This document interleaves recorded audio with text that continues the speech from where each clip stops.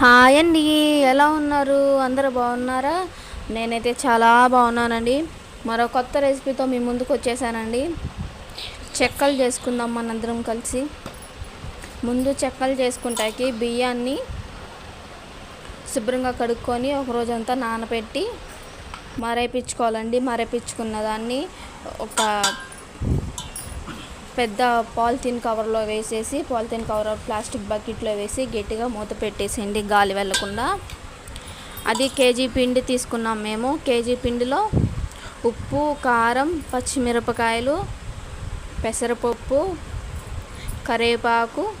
పెసరపప్పు వచ్చేసండి మేము ఒక అరగంట ముందు అలా నానపెట్టేసుకున్నాము.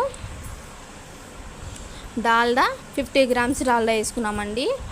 1 కేజీ 1.5 కేజీ కలా. మీరు 1 కేజీ లేదంటే 1/2 కేజీ అనుకోండి. ఒక 20 గ్రామ్స్, ఒక స్పూను 2 స్పూన్స్ అట్లా అయితే మీకు సరిపోయిద్ది.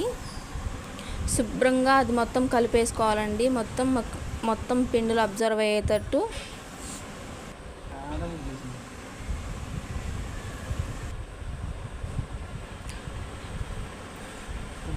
కొద్దిగా నీళ్లు పోసుకోవాలండి. నీళ్లు పోసుకుంటూ కలుపుకోవాలి.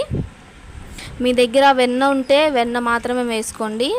డాల్డా బదులు వెన్న వేసుకోవచ్చు, నెయ్యి కూడా వేసుకోవచ్చు, చాలా బాగుంటుంది. కొద్దిగా వాటర్ వేసుకొని యాడ్ చేసుకుంటూ కలుపుకోవాలండి.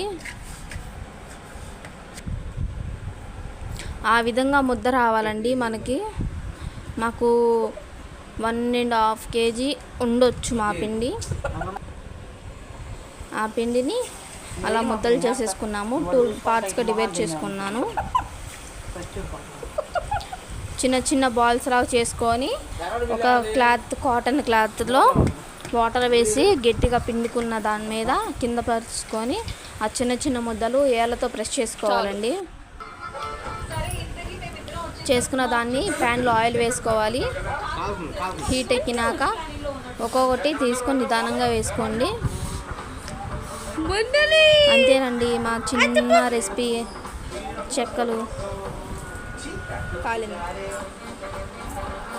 డాన్స్ చేసి